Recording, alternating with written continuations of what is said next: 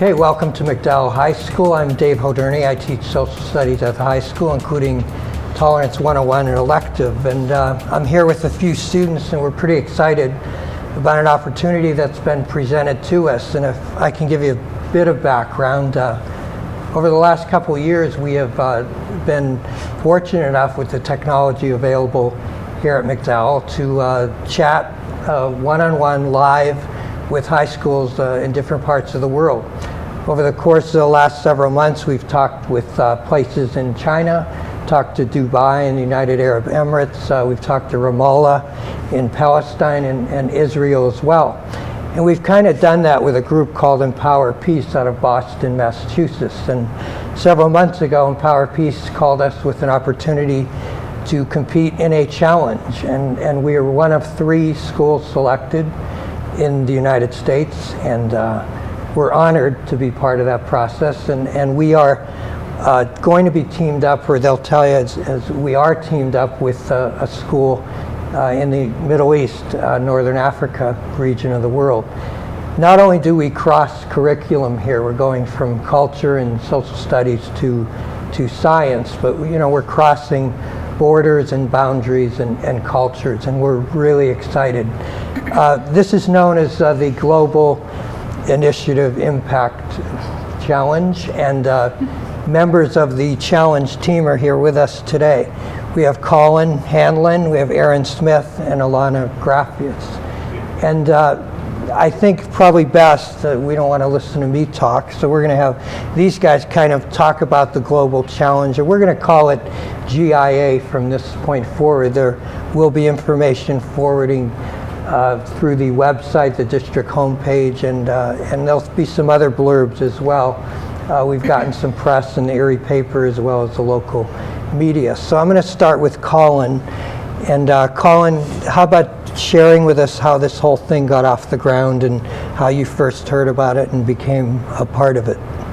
Well, the GIA Challenge was an opportunity presented to us throughout our science rooms that we signed up for. We had to submit an application, and then 3 teachers and yourself selected from the pool of applicants, and there are 19 of us now. And our team is comprised of juniors and seniors. And although the main goal is to put together a video presentation, which we present during our teleconference, there's a lot of preparation that is involved that we do nearly every day to prepare for these presentations. We have been working in coordination with the Tom Ridge Environmental Center and Asbury Woods, and together we have researched an immense amount of information about the environment around us. We have been able to capture a ton of pictures and videos of the environment around us, and really the first step was figuring out the problems that affected our region. But now, after the first video conference is over, we've been able to move forward, and we are working towards figuring out wildlife preservation, and we're not quite sure the direction where this is going right now because it is such a wide and open range topic. But through research with, as I said, the Tom Ridge Environmental Center and Asbury Woods and other groups such as the Presque Isle Audubon Society, we're working towards figuring out how we want to attack this problem and come up with a solution. And we've been doing this every Monday and every Thursday. We meet as a group, all 19 of us and the teachers, during tutorial period in school. And we sit down and we talk about what we can do for the next couple days, how we can attack the problem, and what needs to be done really to get us from step A to step B. And it's really been a good process right now because everyone sort of has their own niche where they know exactly what to do, and we know who's doing what, and we've really been working as a team so far, and that aspect of the project has been good for us, and it's been working well. And we already did one video conference, like I said, and it went successfully, and we're hoping to do it again for the second one. And I'm going to let Aaron talk about what happens at the conferences. So basically we started off, as Colin said, looking at the problems that affect our area and trying to figure out exactly what was going on with those sorts of things. And then we've moved on to getting the people on the team to actually start working on the presentation. We started with them having interviews and meeting with people from, as we said, the Asbury Nature Center, Asbury Woods Nature Center, from the Tom Ridge Environmental Center, and recently with the Presque Isle Audubon Society. But basically our first video conference, we needed to outline our school, what that was like, our surroundings, what our culture is like in Erie, Pennsylvania, and what the issues are so that they could pair us up with the school in the Middle East or North Africa, and so that we could start working on that issue. Our first challenge went pretty well. We got a 28 out of 30, which was tied for the highest score. Overall, we're in second place right now with our partner school from Amman, Jordan. They paired us up for an issue, and that was environmental protection, or exactly what was it? Wildlife preservation. Wildlife preservation is actually our specific issue. Our three issues that we talked about in our presentation were water purity, bird migration, and Marcellus shale gas. And we ended up getting paired for, as I said, the environmental thing, but basically we're focusing on bird migration more than the other aspects of environmental protection. But the video conferences are a lot of work we put together for a lot of time, and basically we've come up with as a team, we've come up with a good presentation strategy where we work together to get all the facts that we need, synthesize them into a presentation, and actually get the video out and going. For our first video conference, we even worked with a green screen and the video production staff here at McDowell, and put together a presentation that consisted of 2 live portions and a video segment as well. I would share just a couple things as a note. If you haven't had the opportunity to see the presentation, it is available on the GIA, and we'll put that website up for you to take a look at. But when I was first presented with this, I have to tell you that I was a little nervous about the science end of it, so quickly I recruited several science teachers to help me with this, and that is how we more or less put together this team. And I'd like to add that working very hard on this, in addition to ourselves and several, the group of students, a total of 19 students.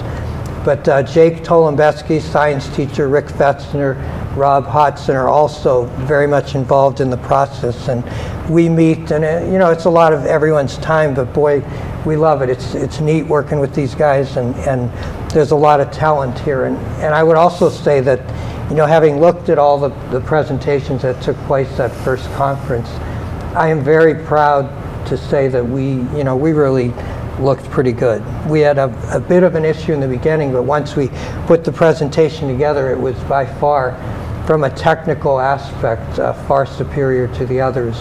And I think we owe that, to our DOIS staff, to our computer people, to our studio here, and the technology that we have available here at McDowell in allowing us to do the kind of thing that we did for the opening presentation.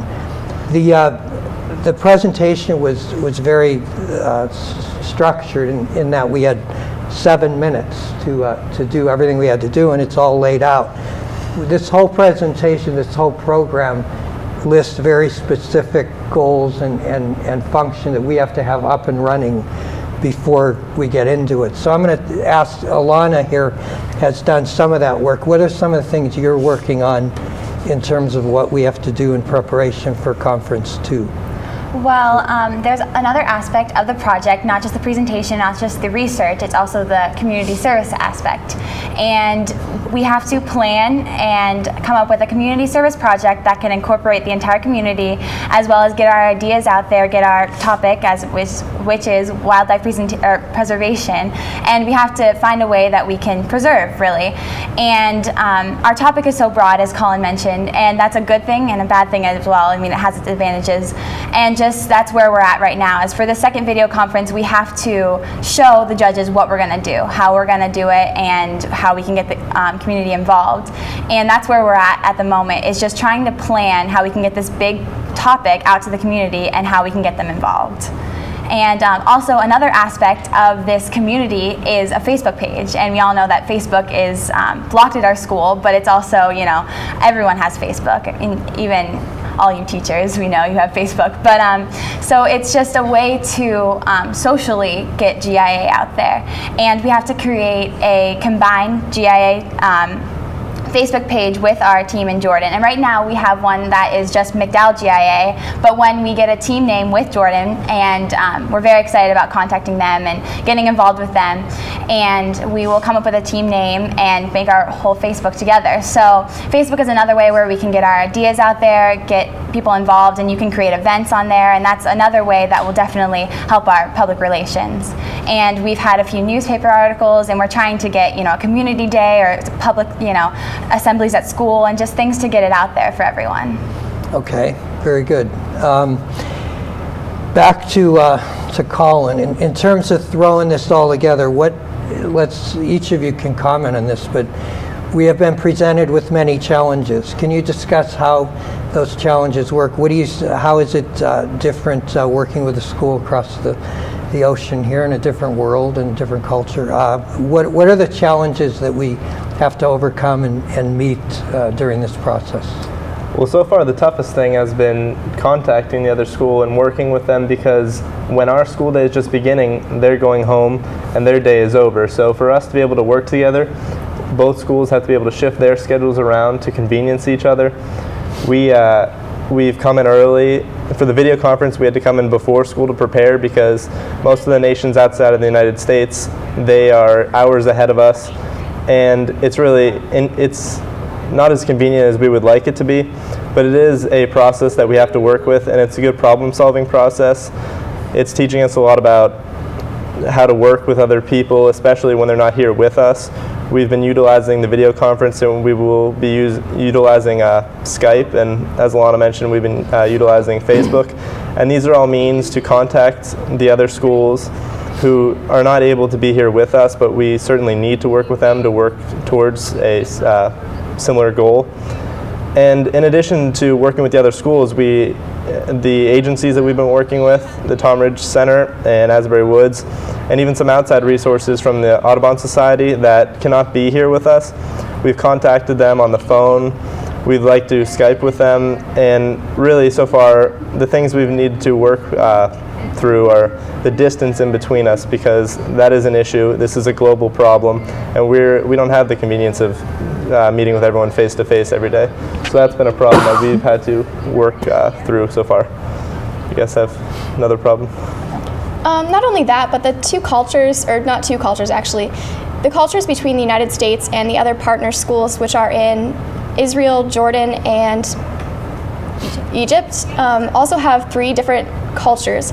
So that's another thing to think about, is we actually, when we prepared for our first video conference, had to prepare over Thanksgiving break and that holiday break that a lot of the other schools don't have.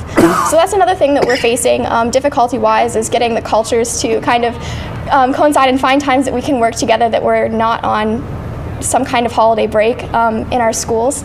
So that's another one of the challenges that we've been working on overcoming, and it's been going well for us so far. Okay, so looking at it from another perspective, 19 students. We had a limit of 20. We could have a team of 20, no more. Maybe Alana can share with us some of the things we're looking for with this team. We have an incredible amount of talent at McDowell. How did we come up with, I should add that we kind of selected the 3 co-captains here amongst the teachers involved, and then we asked them to help us pick through 60-some applications that were presented to us. How did we go about that? Well, we started with what we wanted as a team, kind of how we wanted to see our team, and really we wanted a diverse amount of people. And this is an environmental challenge, but it's not just the environment. We talked about how there's research, there's the service aspect, and so really anybody can find anything in GIA. And so we tried to find where some people have strengths and some people don't have strengths, so we could mesh together and all have strengths. And we tried to get people who are really good with research, or really like to be out in the community, or really good presenters, and we just tried to find the kids that could also make the time for it and put in the effort, and we knew that we're committed kids and that could do this project. It's not just some silly club. It's a real life thing, as we have encountered with this whole global thing with all the cultures and all the issues. It's really this big thing that we have to deal with, and so we had to find people that could commit to this challenge. Okay, and that had the time to do it as well. Exactly. Colin, you want to add anything to that in terms of adding how we came across the people, how we came across the group, and you're kind of the three of you spearheading this. So what do we need? What are the challenges you face as far as organizing 19 high school juniors and seniors into achieving the goals? Well, I think it's important that everyone is interested in the area that they're sort of been assigned to. I know I'm more of a research type based person, and my strengths have been researching the problems and putting together what we need to present in the presentation and sort of outlining the basic things that need to be presented and the things that we need to really harp on, the issues that are most important. But I know I'm just one of a few people that are interested in the facts and figures.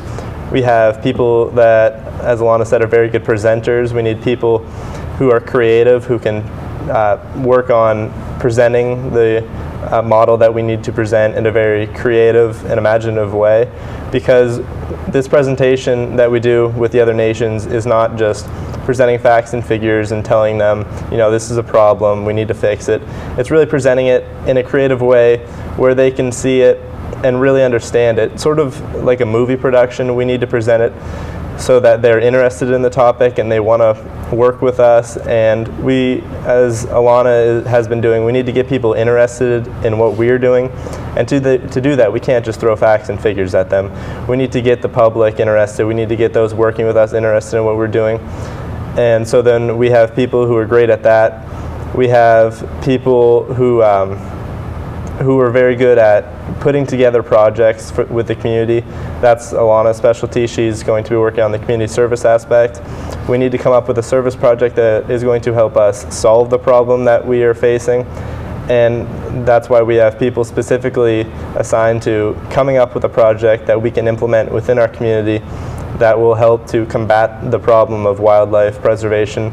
And so we sort of have people who can do that. But we also have much smaller roles. We have things just like coming up with new ideas, coming up with questions, who can find a contact that we can talk with and get information from. Everyone has a big job, but everyone has very small jobs that they're good at. And I think one thing that we've done a really good job at as a group is sort of allowing everyone to play on their strengths. And that way no one feels uncomfortable in the area that they're working in. And that's definitely one of the things that we've done well as a group, I think. Yeah. We, you know, it's interesting as you try, this is a program of a very broad scope, and in trying to get the general public to put their hands around it to understand what we did. We had 7 minutes to present an incredible amount of information about our school. And if you went over the 7 minutes, you would be penalized if you were under. And then that presentation was judged by environmental experts in the community outside of Boston. Aaron, how about talking a little bit about that day and leading up to that day, and how you guys are quite innovative in how you decided to present this. You want to talk about that a little bit? Sure. Actually coming up with a presentation and putting it together was a little bit interesting. I don't think that I know anyone on our team who doesn't have another activity, at least one more, outside of this actual organization or club, whatever you want to call it. But so it was interesting getting us all to meet together. Was the very first step that we took in putting our presentation together. We came up with, well, from what first came as pretty much chaos in the beginning, we've come up with a couple days that we meet every week to make sure that we can get this done. And our first presentation was interesting. Getting to know everyone on the team and getting to know how everyone works is a big part of getting the project rolling. But once we got going and we knew what we were working towards at the end point, we got to research. We put together a presentation where we each took one issue in our speeches, and we actually recorded on a green screen our presentation on each of the 3 issues. With that, we had special people on our team go out to get film and footage and videos of all the different things, which was quite a challenge in itself, actually, surprisingly. And we synthesized those into a video segment, which outlined the 3 issues. Also, for the first video conference, we needed to outline basically what our community was, our school was, and get that communicated across. So we had a short live clip at the beginning, and we switched to our video, which explained the 3 issues. And at the end, as a team, we summarized our first video conference and described how we could each individually make a difference in our community. And it ended up being very interesting. We couldn't get connected to the rest of the teams around the world, and we ended up having to quickly record and throw together a video so that we could send to the board in Boston, and we actually had to do our presentation afterwards via Skype. And so that was quite a challenge that we had to overcome in about an hour time, and that was definitely one of the biggest things coming out of our first video conference. But it was pretty amazing that we all got it together and got our presentation done in time and got it sent and got such a good score. It really was amazing. If you could have seen it down here, it was quite the spectacle with people running around. And it was decided, actually the students had decided, well, we're going to let them work on the technical issues, and here's plan B. And they presented this idea of recording. It should also be noted, we can't do this kind of a thing without the support of a lot of people in Mill Creek. We have the Deutsch staff and people under Mr. Delfrat and Mr. Lockhart, and Gary Luneski was down here, and I will tell you, Gary worked so hard on this, and actually the connection problem was not anything to do with us. It was a connection through a bridge at the IU, but that's something that we couldn't overcome with the time we had. But in the meantime, the students and Mr. Nash put together Plan B, and by the time it was all said and done, we were ready to go when they had completed the process. So a little bit of thinking on their feet kind of thing. There was a lot of pressure.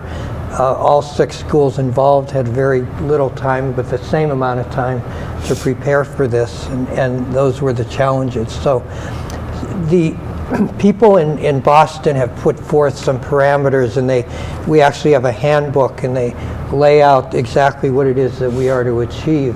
For example, the next video conference in mid-February, we are required to do some things in terms of laying out a action plan. Alana has some work to do with putting together the Facebook and so forth, as well as the PR and getting the community involved. So everybody is involved and everyone's moving forward. We might share with the general Mill Creek community and those who might be watching, Colin, what kind of things do we need from the community? Or Alana, or we could maybe start with Alana, since that's your cup of tea here, your responsibility. I really think the community needs to have an open mind. It's a new thing, and just hearing about it once isn't really, gonna stick with people. So we want to try to get it out to people and try to hear about it, maybe, oh, what's that kind of thing, and just get this GIA thing out there. And we also just want to have everyone notice that it's an international thing. It's not just here at McDowell, it's not just here in the United States, it's a whole international thing, and it's a great opportunity for us, but it's a great opportunity for our whole community. And we wanted to share that with everyone, not just keep it within our schools, share it with everyone. Okay, very good. Anything to add? Well, I was just going to say, we've been very lucky with the people we have around us, because every aspect of this project that we've been working on requires help from some outside source. None of the kids on our team knows enough about wildlife preservation to run the research group. No one can work with the community by themselves. We rely on so many different people in so many different areas of the community. Like Mr. O'Durney said, we relied on the Mill Creek IT people, we relied on Asbury Woods for the information, the Tom Ridge Environmental Center for the information. We work with different people on advising us how to put together the best sort of presentation. Every aspect of this project has a different personnel that we need to collaborate with in order to put the best effort forth. And that has just been something that we've been very lucky to have, because at every point in this juncture, every point throughout our work, we've been able to work with someone who has been more than willing to help us, and that's just something that we've been very lucky to have. Good. So here we are. We're currently in second place in this competition. I know you're excited about that. We are teamed with a school in Amman, Jordan. That school is, interestingly enough, a Montessori school. It houses 800 students, K through 12. And we are in the process of communicating with them via email, Facebook, and Skype. They have a lead teacher as well, directing the process from over there. So we're both working on a environmental challenge within our communities, even though we are a couple thousand miles apart.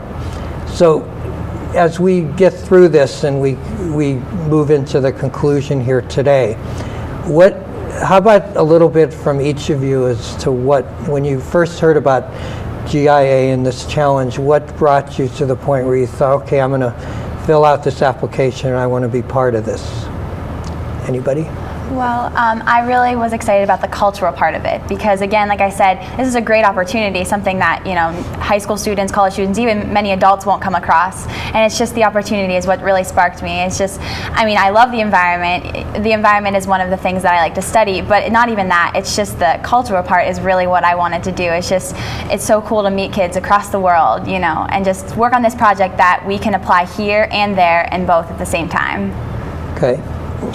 Going along with that, I think I got involved with the project for most of the cultural reasons as well. I think that it's really cool. One of the coolest things about this project is that we get to work with these kids who are in Amman, Jordan, and work towards the same goal and actually see something that come out that's similar from two different, completely different parts of the world. I think is an amazing thing. And it's not even your partner school that you're working with towards the same goal. It's really all 6 schools working towards the same goal.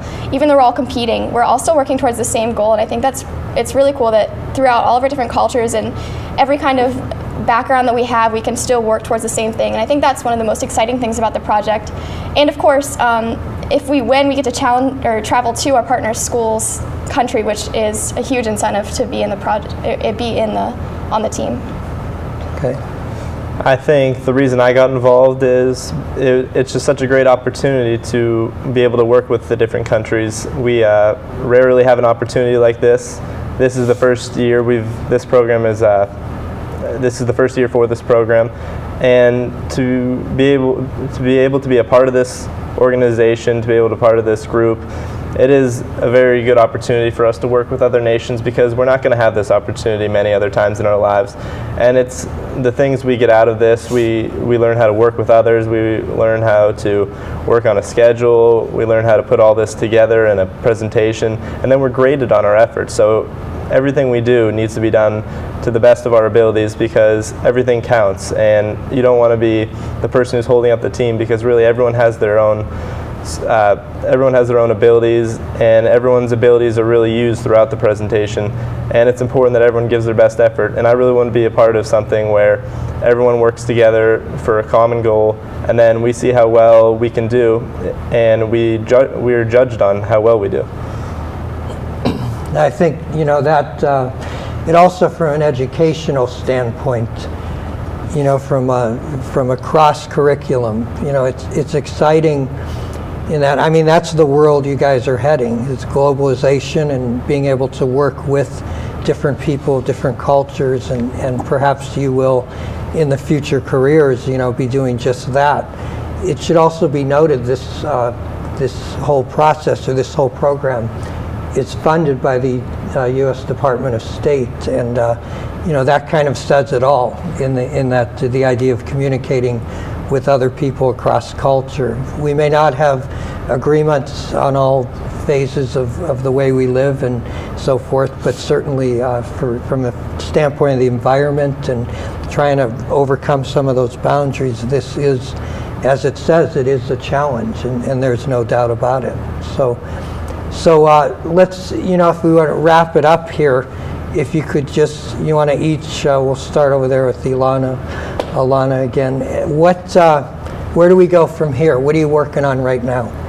Well, again, working on the service project because that's really where we're gonna, I feel, thrive in this because we have such a great, a huge community, and not even within our school because, as you said, Amman, Jordan, their school only has 800 for, K through 12, and we have 600 per grade here at McDowell, and not even just McDowell, all the other high schools, all the other elementary schools, we're trying to get in there and try to, support McDowell because we're all one school, and also support Erie, support Pennsylvania. It's just a great thing where we need to try to get everyone involved because it's not just our environment, it's not just McDowell's environment, not just, the United States, it's everyone's. Good. Yeah, okay, so I guess from here, basically, like Alana said, we're working on the community service project, but we're starting to get people to actually know what's going on with GIA. That's going on through our Facebook page, which is McDowell GIA, very simply put. And basically just get the community on board and get everyone at McDowell on board with the project and start working towards figuring out exactly what we're going to focus on with our project and getting that into action. And then me personally, I've been working on the research part of this presentation, and through the different organizations that we've mentioned throughout this, we've been working together, we've been collaborating to try and find a direction that we want to go with our presentation, because as we mentioned earlier, wildlife preservation is such a broad topic. We can go in so many different directions with that. So I think what I've been doing right now is I've been working on finding what direction our group should head, where we should be focusing our work, and how we're going to present the information that we are finding out every day. Okay, so we're in preparation. We are tentatively scheduled for mid-February. It'll once again be 8 o'clock in the morning as we catch up with the rest of the world. And the community is welcome. We're excited about this, and we hope and we welcome you to be part of it. You can follow our progress. Website should be listed, I think, on a crawler here, but www.ep.gia.org. And that is the home page of this process, and they update it frequently. You can also take a look at the other schools that are involved and what they're about and what the teams are. We are, again, competing against 2 other teams, and we hope to win this thing. That's our intention. We think we have the talent and the ability, and we're hoping that you'll follow us along the way. I thank you guys for being here today, coming out of class today. I know it's hard, and I thank you for watching. Thank you.